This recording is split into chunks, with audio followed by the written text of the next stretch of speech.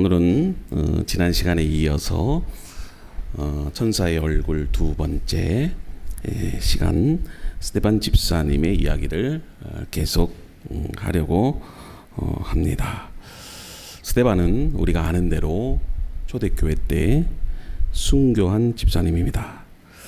7 집사로 임명을 받은 후에 열심히 성령에 따라 복음을 전하고 또 능력을 행하다가 유대인들의 미움을 받아 돌에 맞아 죽은 사람이에요. 그리고 우리가 다 아는 대로 스데반이 돌에 맞아 죽을 때 이 회심하기 이전에 그 바울이 등장합니다. 근데 그 바울은 이 스데반을 죽이려는데 앞장섰던 최고위층 사람이었어요. 우리가 말씀을 통해서 나중에 확인해 보겠지만 사람들이 그 죽은 스데반의 옷을 바울에게 던집니다. 이것은 그 당시에 권위가 있었다는 것을 상징하는 것이에요. 그런데 우리가 여기서 지금 바울을 주목하는 것이 아니고 스데반 집사님을 주목하는데, 우리가 그 스데반이 얼굴에 대해서 사도행전을 쓴 누가가 주목하며 묘사를 하고 있어요. 그래서 15절에 보니까 공회 중에 앉은 사람들이 다 스데반을 주목하여 보니 그 얼굴이 천사의 얼굴과 같더라. 지금 제가 지난 시간에 설교를 요약하는 겁니다. 잘 들으셔요. 스데반의 얼굴이 천사의 얼굴과 같았다는 것은 어떻게 죽음 앞에서도 그 얼굴이 여러분 천사와 같을 수 있었을까? 우리도 그와 같은 사람이 되어져야 되는 거예요. 여러분, 천사의 얼굴은 뭐라고 했습니까? 모든 사람들에게 평안을 주는 얼굴이고 기쁨과 감사의 얼굴인 거예요. 그래서 우리가 성도들을 만나든 사람을 만나든 항상 그 사람은 정말 만나면 만날수록 평안하고 기쁘고 즐거운 사람이 있잖아요. 그런 사람이 뭐다? 천사의 얼굴이다. 근데 만나면 짜증나고 화가 나고 꿈에서도 나타날까 봐 두렵고 그런 사람은 마귀의 얼굴과 같은 거예요. 비유적 표현입니다. 마음에 얼마나 평안이 큰지, 그 평안과 기쁨이 얼굴에서까지 배어 나오는 사람, 늘 평안이 나타나는 그 얼굴이 바로 천사의 얼굴이다. 그렇게 말씀을 드렸어요. 자, 그 사람이 누구였다? 스데반이 그랬다. 근데 사실 이 스데반이 놓여 있는 그 상황이 정말 평안하고 기뻐할 만큼 그렇게 좋은 상황이 아니었습니다. 자칫하면 돌에 맞아 목숨을 잃어버릴 아주 위급한 상황에 있었어요. 그런데 그의 얼굴이 천사의 얼굴과 같았다. 잘 이해가 되지 않지만 우리가 그 속에서 어떻게 하면 천사의 얼굴과 같을 수 있을까? 그것을 우리가 지난 시간에 확인했다. 그 첫 번째가 뭐다? 자, 잊어먹으셨죠? 부르심 받는 삶이다. 그리고 그 부르심에 순종하여 살 때다. 이 사람은 자신이 왜 사는지 알아요. 하나님 앞에서 소명을 따라 살아가기 때문에 하나님께서 그 인생을 지키시고 평안을 주시고 함께 해주시는 거예요. 그리고 둘째는 뭐냐? 성령 충만이다. 여러분, 성령 충만은 지난 시간에 복습합시다. 제가 뭐라고 말씀을 드렸죠? 예, 지혜로운 사람이다. 그래서 스데반은 지혜가 충만했다. 사도행전 6장 10절에서 우리가 확인했지요. 그리고 그 지혜로움은 특별한 지혜로움이 아니고 지극히 정상적인 것, 그 정상적인 삶을 살아가는 것, 그것을 에베소서 말씀을 통해서 확인했죠. 술 취하지 않는 것, 죄짓지 않고 사는 것, 방탕하지 않는 것. 그리고 계속해서 사도 바울은 부부와의 관계, 자식 간의 관계, 또 부모와의 관계를 강조하잖아요. 그러니까 성령 충만은 지혜로운 것인데 그 지혜는 뭐냐? 우리의 모든 관계가 원활하게 되는 걸. 오늘은 세 번째예요. 이 하나 갖고 오늘 말씀을 다 마치려고 합니다. 천사의 얼굴로 살 수 있는 이 본문의 교훈은 성도는 날마다 은혜에 잠긴 삶을 살아야 됩니다. 자, 따라서 해봅시다. 은혜에 잠긴 삶을 살자. 은혜 떨어지면 천사의 얼굴이 될 수 없어. 얼굴은 사람의 마음의 표상이에요. 그러니까 은혜 받는 사람의 표정은 달라. 제가 이렇게 주일날 여러분들 앞에 이렇게 설교를 해도 은혜가 충만한 사람은요, 얼굴 표정이 달라요. 은혜가 없는 사람은 제일 먼저 고개를 숙이고 휴대폰으로 가죠. 그리고 두 번째는 시계를 쳐다보죠. 그러다가 더 길어지면 이제 주보에다가 낙서를 하죠. 그러다가 안 되면 화장실 핑계로 나가지요.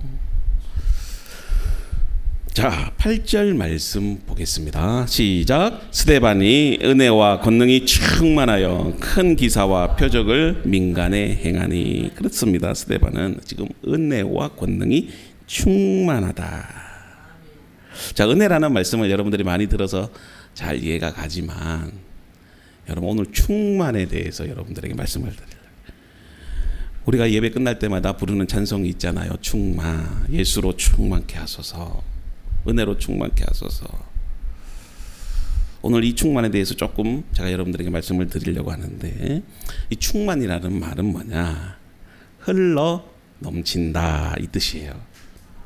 따라서 해봅시다. 흘러 넘친다. 예를 들어서 지금 이 컵에 뭐가 들어있을까요? 물이 들어있죠. 그러면 충만하다는 것은 이 가득 찬 게 아니고 물이 풍성하게 부어져서 철철 넘치는 거. 네. 스데반은 이렇게 자기에게만 은혜만 가지고 있는 것이 아니라 그 은혜가 흘러넘쳤다. 그래서 그 흘러넘치는 은혜가 다른 사람들에게도 영향을 미치는 걸 충만하다 그래요. 그래서 우리가 5가지를 얘기했는데, 이 스데반에게는 지혜가 있었고 믿음이 있었고 성령이 충만했고 권능이 충만했고 은혜가 충만했다. 여러분, 충만으로 해석되는 단어가 조금 여러분들에게 어려운 단어지만 목사님들이나 또 성경에 깊이 또 이렇게 공부하는 사람들은 성경이 한국말로 원래는 쓰여진 게 아니에요. 성경은 철저하게 히브리 언어랑 그리고 헬라 언어로 쓰여졌어요. 그래서 원어를 공부를 해보면 이 충만이라는 단어가 플레로마. 그러니까 이 플레로마라는 단어를 여러분들 그 헬라 시대의 사람들이 어떻게 이해했느냐가 중요해요. 그래야 우리가 성경을 바르게 이해할 수가 있어요. 우리 문화와 우리의 언어로 성경을 해석하면 안 되는 거예요. 그래서 목사님이 왜 저렇게 어려운 언어를 저렇게 쓰실까? 왜냐하면 그 당시에 이 쓰여졌던 이 성경이 바로 이 헬라 문화권에서 헬라 사람들에게 복음을 전하기 위해 쓰여졌기 때문에 독자의 대상이 다르는 거예요. 그래서 이 플로로마는 말은 아까 말씀드린 것처럼 가득 차 고여 있는 모습이 아니고 가득 차서 흘러넘치는 모습을 표현하는 단어예요. 그래서 이 플로로마의 모습을 가장 잘 보여주는 예가 있어. 그게 뭐냐? 오병이어예요. 오병이어. 여러분, 오병이어 이 결론의 이야기가 바로 12광주리잖아요. 근데 남은 빵과 물고기 그리고 부스러기가 12바구니를 채우고도 넘쳤다고 그래요. 그래서 42절을 보면 다 배불리 먹고 남은 떡 조각과 물고기를 12바구니에 차게 거두었으며. 자, 이 구절에서 보면은요, 가득 찼다, 바구니에 차게 거두었다, 가득 찼다는 말이에요. 이 단어가 뭘로 쓰였느냐면 아까 충만하라고 해석되는 플로로마라고 쓰여져 있어요. 자, 어렵지 않죠? 네? 여러분, 원어가 묘사하고 있는 그림은 빵과 물고기가 단순히 우리는 12조각만 됐다 그렇게 생각을 하는데 그게 아니었다는 거예요. 빵과 물고기 조각이 이 바구니에 가득 찬 것으로 그친 것이 아니라 가득 차고 흘러 넘쳤다는 겁니다. 지금 여러분, 어린 시절에 보면 이 대박이라는 게 있잖아요. 대박에게 대박 아시잖아요? 쌀을 푸잖아. 쌀을 구둑히 이렇게 푸면 고봉이 된 쌀들이 어떻게 있어요? 그 위에 있는 게 다 흘러 밑으로 넘치잖아요. 그 모습이에요. 아, 목사님도 그 시대에 살았구나.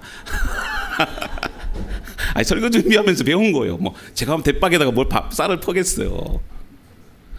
그렇게 계속 흘리던 내린 여러분들 어머님들의 기억이 있을 거예요. 아버지는 잘 모르잖아. 그게 뭐다? 플레로마, 충만이다. 그러니까 이 충만과 넘침은 여러분 하나님의 속성이에요. 그래서 하나님께서는 어떤 분이다? 충만하신 분이다. 여러분들에게 복을 주셔도 어떻게 주신다? 차고 넘치도록 주시는 분이다. 어떤 정적으로 그런 어떤 가득한 분이 아니고 동적으로 그 차고 넘침이 정말 바다를 이루듯이 가득 차 넘치는 그런 하나님이라는 겁니다. 그러니까 하나님의 충만이 바로 예수 그리스도를 통해서 나타난 거예요. 그래서 우리가 믿는 하나님은 차고 넘치도록 성도들에게 복을 주시는 하나님이에요. 그래서 여러분들 무엇을 구하든 그리고 어떤 것을 하나님 앞에 바라든 크게 구해야 돼. 크게 구해야 돼. 저도 기도할 때 우리 교회 하나님 10,000명의 성도를 주실 줄로 믿습니다. 그렇게 그래야지 1,000명이라도 줄 거 아니야. 여러분도 마찬가지예요. 우리 자식들을 위해서도 좀 크게 구하셔요. 왜냐?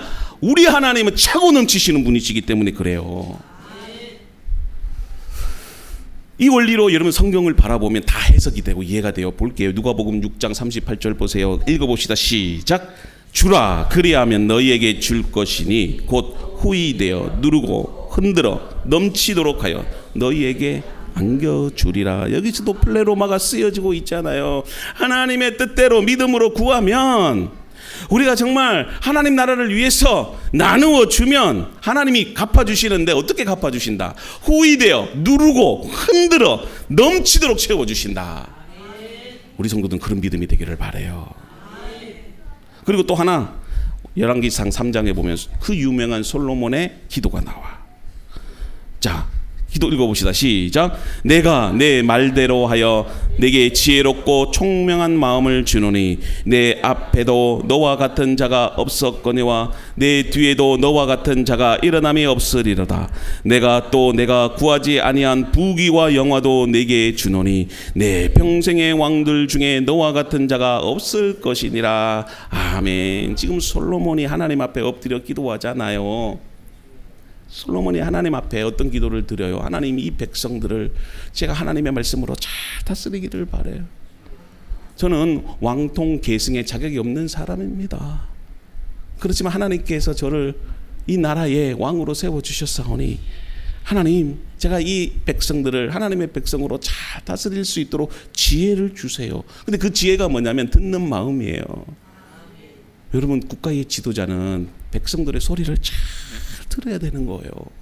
지혜롭다 그래가지고 무슨 테크닉이 있고 뭐 IQ 지식, IQ 이게 지수가 높고 이런 게 아니에요. 지혜롭다는 말은 긍휼히 여기는 마음, 백성의 소리를 잘 듣는 마음, 무엇보다도 하나님의 소리를 듣는 마음을 갖는 거예요. 그렇게 하나님 앞에 엎드려 기도했어요. 근데 하나님이 너무 기쁜 거야. 너무 기쁘잖아요. 그래서 솔로몬에게 구하지 않는 것까지 부와 명예와 권력까지도 차고 넘치도록 플레로마 그렇게 주신다고 약속하시는 거예요. 여러분 우리가 믿는 하나님이 바로 이런 분이십니다. 그러므로 내가 은혜 안에서 믿음으로 살면 지금은 형편이 어렵다 한다 할지라도 하나님 반드시 갚아주시는데 차고 넘치도록 갚아주셔요. 약속하신 대로 축복해 주잖아요. 지금은 힘들고 어려워도 여러분 낙심하지 마세요. 믿음을 포기하지 마세요. 끝까지 하나님의 그 약속의 말씀을 붙잡고 나가면 하나님께서 여러분들의 인생을 책임지시고 여러분들의 사업을 책임지시고 여러분들의 가정과 자녀들을 책임져 주시고 여러분들의 미래를 책임져 주시고 우리가 약속한 그 이상의 복을 하나님이 주시는 거예요. 그래서 여러분 제가 늘 강조하는 게 있어요. 요만한 물컵은 요만한 물밖에 못 담지만 정말 이 교회만한 그릇을 여러분들 소유하고 있다면요 하나님이 은혜도 그렇게 주시는 거예요. 그래서 중요한 게 뭐예요? 이 교회만한 물그릇을 준비하는 거예요. 기도를 하더라도 좀 크게 기도하고 현실만 바라보고 기도하지 말고 미래를 바라보고 기도. 우리 교회도 꿈이 있고 여러분들도 꿈이 있고 지금은 보면 아이들을 보거나 교회를 보거나 내 상황을 보거나 많이 힘들어요. 그러나 우리 하나님은 차고 넘치도록 주시는 분이에요. 그걸 믿고 하루하루를 살다 보면 하나님은 충만하신 분이기 때문에 우리에게 반드시 응답하십니다. 그래서 요한복음에서도 여러분들 육신이 우리 가운데 임했다. 그 로고스에 대해서 다음과 같이 증언하는데요. 그 말씀은 육신이 되어 우리 가운데 사셨다. 우리는 그의 영광을 보았다. 우리는 아버지께서 주신 외아들의 영광이었다. 그는 은혜와 진리가 충만하였다. 자, 새로운 버전으로 번역된 말씀을 여러분들에게 표현해 드리죠. 자, 우리가 예수에게서 로고스의 영광을 봅니다. 근데 그 영광은 하나님의 외아들의 영광이라고 해요. 근데 로고스는 하나님의 외아들이라고 지금 표현이 되어 있는데, 여러분 이 말씀이라는 단어가 로고스라는 단어예요. 근데 로고스가 하나님의 외아들, 자, 이런 표현이 무슨 뜻일까 보세요. 아들과 딸과 같은 여러분 인간에게는 하나님도 그러면 우리와 똑같은 자식이 있었다는 말인가? 그렇게 해석이 될 수 있는데 하나님은 그런 분이 아닙니다. 여기서 외아들이라는 말은 헬라어로 보면 모노게네스라고는 표현이 있어요. 자, 이 말은 뭐냐면, 모노라는 말은 여러분 유일하다, 유일하다는 뜻이에요. 또 게네스라는 단어는 나타. 여러분, 그러니까 여러분들 유일하게 나신 분이 바로 외아들이다, 그 말이에요. 아버지께서 그 외아들을 주셨는데 그 헬라어가 모노게네스인데 이 모노게네스의 뜻이 유일하게 나신 분이다, 이 뜻이에요. 그러니까 이 로고스가 되시는 예수 그리스도께서 하나님이 창조하신 존재가 아니라 하나님으로부터 나신 존재다. 그것을 지금 요한 사도가 강조하고 있는 거예요. 그래서 창조되지 않고 하나님으로부터 나신 분, 그분이 바로 로고스 되시는 예수 그리스도다. 그래서 여러분들 잘 기억하세요. 제가 왜 이런 말을 하느냐면, 로고스가 하나님으로부터 나신 존재라는 이 말은 로고스가 곧 하나님의 충만이라는 말과 같다는 뜻이에요. 그래서 하나님의 충만이신 로고스로부터 우리는 은혜를 받게 되고 복을 받게 되고, 그리고 그 은혜를 더하여 복 이상의 것들을 우리가 누린다는 그 말씀이에요. 그래서 16절로 보면은요, 보세요. 우리가 다 그의 충만한 데서 받으니 은혜 위에 은혜라. 하나님이 주시는 그 놀라우신 하나님의 약속의 복은 충만한 데서 받게 되는데 흘러 넘치게 되고, 은혜를 주셔도 그 은혜 위에 더하여 은혜를 주시는 하나님이. 아멘. 또 여러분, 아가페라는 말을 우리가 자주 듣지요. 아가페. 처음 듣는 분 계세요? 아가페는 하나님의 사랑을 표현한 단어입니다. 그래서 이 아가페는 충만하신 하나님으로부터 흘러넘치는 사랑을 말해요. 그래서 이 사랑은 하나님의 속성에 따라서 충만해요. 그러니까 고여있지 않고 흘러넘친다는 말씀이에요. 자, 다시 아가페는 고여있지 않고 차고 넘치는. 그래서 아가페를 받는 사람은요, 여러분들 안에만 고여있지 않고 어떻게 되느냐, 그것을 받는 사람은, 아가페를 받는 사람은 그 사람 안에서 채워지는데 그 채워짐이 변화로 나타나고 또 그 사람을 움직여서 위로해주고 기쁨을 주고 소망을 갖게 하고, 그것이 흘러넘쳐서 우리 가정을 변화시키고 우리 교회를 변화시키고 우리가 관계된 모든 사람들에게도 내가 경험했던 그 하나님의 위로, 그 하나님의 은혜, 그 하나님의 놀라우신 기쁨, 감사가 나타나게 되는 거예요. 그래서 성경은 아가페가 율법을 차고 넘치게 한다. 그 표현이 로마서 13장 10절에 나와요. 자, 플로레 말을 여러분들이 알았으니 웬만하면 이 문장을 여러분들이 읽을 수 있을 거예요. 자, 한번 읽어봅시다. 시작.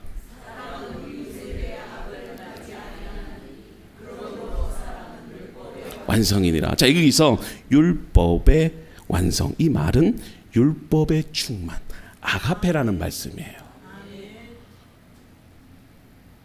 한글 번역은 플로레 말을 여기서 완성으로 돼 있잖아요. 율법의 완성으로 번역했는데, 그렇게 번역하기보다는 어떻게 번역해야 된다? 충만. 그러니까 사랑은 율법의 충만이니라. 이게 여러분들 더 동적이에요. 그래서 충만이라는 그 넘침이라는 것을 여러분들이 이해한다면 이 말씀의 뜻은 이렇게 됩니다. 어떻게 되느냐? 읽어볼까요? 시작. 사랑은 율법의 요구를 그저 다 이룬 것에 그치는 것이 아닙니다. 다 이루고도 넘칩니다. 아멘. 사랑하면 되는 거예요. 하나님의 은혜를 대부분 여러분들이 그리스도를 알기는 아는데, 그런데 스데반 집사는 보세요. 아는 것에 그치지 않았다는 거예요. 하나님의 은혜가 그의 삶에 얼마나 쏟아 부어졌는지 하나님의 은혜를 날마다 그의 삶 속에서 어떻게 갖다 충만하게 흘러 넘치게 했다는 거예요. 여러분, 우리 인생이라는 것은요, 상처 없이는 살 수 없어요. 늘 상처를 갖고 살아요. 누군가로부터 상처를 입고 또 상처를 입으며 살아가고 상처를 주며 살아가요. 그래서 내가 남에게 준 그 상처가 나에게 있어서 또 다른 상처가 됩니다. 어릴 때 부모로부터 받은 말 한마디의 상처, 남 모르게 지은 죄 때문에 얼룩진 내 마음의 상처, 또 믿었던 사람으로부터 받았던 그 상처. 이 세상 살아가면서 우리는 모두가 다 상처를 안고 지니고 살아간다는 거예요. 그런데 중요한 것은 이러한 상처들이 우리의 얼굴을 어둡게 만들어요. 우리의 기쁨을 빼앗아가고 우리의 평안을 빼앗아갑니다. 그러면 우리가 무엇으로 이 상처를 치유할 수 있을까요? 성경은 오직 하나님의 은혜만이 가능하다는 거예요.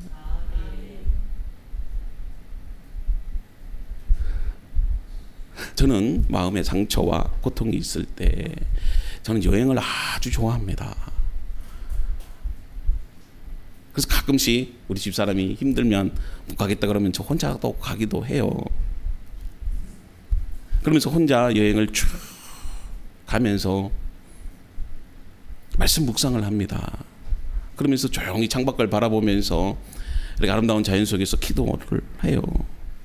그러면 하나님께서 이 자연을 통해서 치유케 하시고 또 말씀해 주시는 것 같은 그 느낌을 갖고 또 실제로 들리기도 해요. 어떤 가운데는 새벽에 여행 중에 이 새벽에 아무래도 여행 중이라도 이게 목사라 또 새벽이 되면 눈이 뜨여지네. 그래서 이제 잠도 안 오길래 새벽 바닷가를 나가 걸어봐요. 그러면 거기서 놀라운 것을 발견하는데, 여러분 모래사장에 가보면 거기에 사람들이 만들어 놓은 게 많이 있잖아요. 모래성도 만들어 놓고 뭐 여기 뭐 두꺼비집도 만들어 놓고 그 여기저기 파놓은 구멍들도 많이 있잖아요. 근데 파도가 한번 쫙 밀려오면 한순간에 누가 빗질을 했는지 고운 모래사장으로 싹 벗기는, 모래 발자국 하나가 없는 깨끗한 모래들이 쫙 펼쳐져요. 제가 그걸 보면 깨닫는 게 있어요. 이게 하나님의 은혜다. 하나님의 은혜다.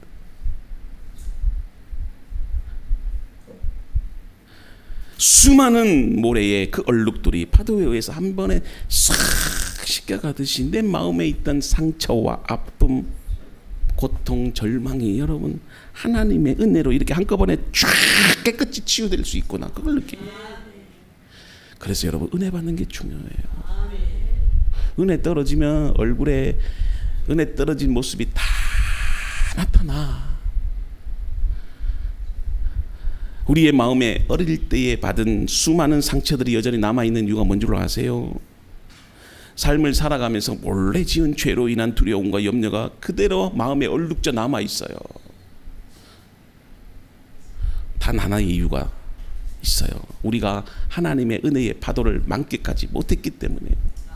뭐 그걸 치유하려고 뭐 힐링 센터를 가고 뭐 어디 상담 받으러 가고 정신과 치료를 받으려고 하고 심지어는 뭐 무당에게 가서 뭐 귀신 액땜을 해야 된다고 별의별 짓을 다 해도 안 되는 거예요. 결론은 하나님의 은혜의 파도를 경험하는 거예요. 저는 여러분 경험했습니다. 그 하나님의 은혜가 있기 때문에 여러분들과 함께 이 자리에 서서 하나님 말씀을 전하고 먹을 것, 입을 것 하나님 기도할 때마다 다 채워주시는데요. 제가 정말 간증할 게 있으면 엄청나게 많은데 개인적인 일들은 강대상에서 하지 말라고 하는 분들이 있어가지고 제가 안 하는 거예요. 하나님의 은혜가 얼마나 놀랍습니까? 내일 저 이사 가는데요. 저 34평 아파트 들어가는데 돈 한 푼 안 들었다니까요. 저 원래 집이 없어서 교회 개척했을 때 저기 저 앞동네에 있는 교회 그 골방에서 여기다가 방을 만들어 놓고 5식구가 살았다니까요.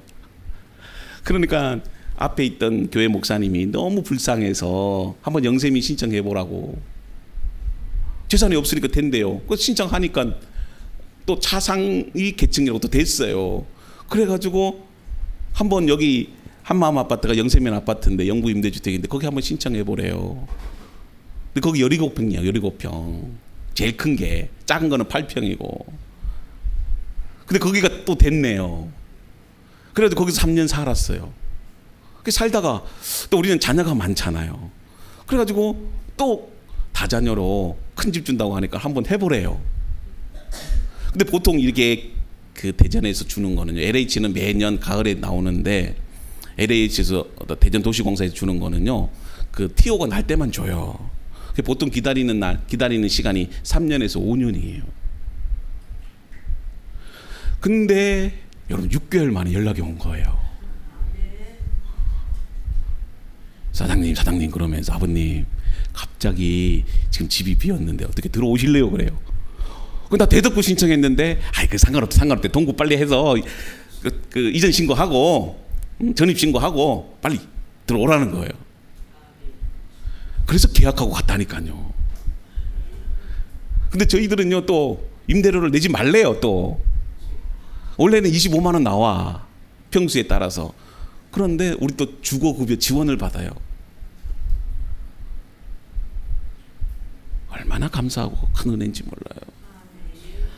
정말 주님의 나라를 위해서, 교회를 위해서 성되게. 저는 하나님 앞에 솔직히 표현하면 뭐 집 달라고 그렇게 하진 않았어. 근데 우리 애들을 보고 우리 사모를 보니까 좀 마음이 좀 짠해요. 그걸 위해서 기도했지. 오로지 주님만 바라보고 목회하고 전도하고 하나님 은혜로 사니 하나님이 다 책임져 주시더라니까요. 하나님은 지금도 여러분들의 마음속에 뭘 주시느냐면 은혜의 파도를 싹 보내요. 그래서 그 파도를 여러분들이 받아들이셔야 됩니다. 우리가 그 파도를 받기만 하면 여러분 평생에 씨름하던 그 상처 흔적 하룻밤 사이에 깨끗하게 씻겨주셔요. 지금 여러분들의 마음속에 무엇이 상처로 남았어요? 무엇이 평안을 빼앗아가고 있습니까? 남편이 계속해서 안겨준 상처가 있습니까? 자녀 때문에 받는 상처가 있습니까? 남몰래 지은 죄가 있습니까? 아니면 과거에 심각하게 범했던 실수 때문에 고민하고 계십니까? 은혜의 파도에 맡기셔야 돼요. 여러분 아무리 죄가 크다 한다 할지라도, 과거에 실수가 있다 한다 할지라도요, 하나님의 은혜보다는 크지 않아요. 하나님은 하룻밤 사이에 모든 것을 다 정결케 하십니다. 그래서 우리의 영혼을 하나님께 맡기면 아무리 주홍 같은 죄라도 눈같이 희게 하십니다. 오늘 이 세상은요 천사 같은 얼굴을 기다려요. 저는 우리 로덴 가족 여러분들이 천사와 같은 얼굴로 살아갔으면 좋겠습니다. 우리 가정에 천사 같은 얼굴을 가진 사람이 한 사람이라도 있다고 생각해 보세요. 저도 그래요. 힘들고 어려운 일이 있을 때 우리 주연이를 보면 살아요.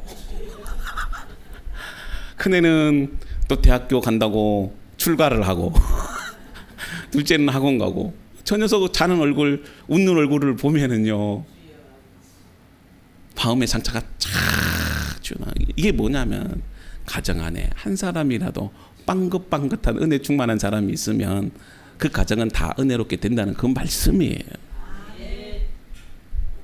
힘들지, 어렵지, 짜증이 날 때도 있지요. 그러나 주님 알아서 하시겠지요. 내 형편 다 아시는데, 오늘 목사님이 말씀하신 것처럼 하나님은 차고 넘치도록 주신다고 했는데 저 그거 바라보고 살래요. 반드시 이루어집니다. 믿음의 문제지요. 그래서 하나님의 은혜에 자신을 맡기기에 늘 얼굴이 반짝반짝 빛나요. 우리가 하나님 말씀 앞에 이제는 응답할 차례입니다. 이미 여러분들은 하늘의 복을 소유했어요. 발견을 못할 뿐이지요. 누리지 못할 뿐이에요. 이제는 여러분 누리며 사세요. 자신감 있게 사십시오. 자, 우리 천사 같은 얼굴이 되기 위해서 여러분 부름받는 삶을 삽시다. 그리고 용서하는 삶을 삽시다. 은혜의 파도 속에 들어가 하나님의 은혜를 충만히 받읍시다. 그런 은혜가 있는 저와 여러분들이 되기를 주님의 이름으로 축복합니다.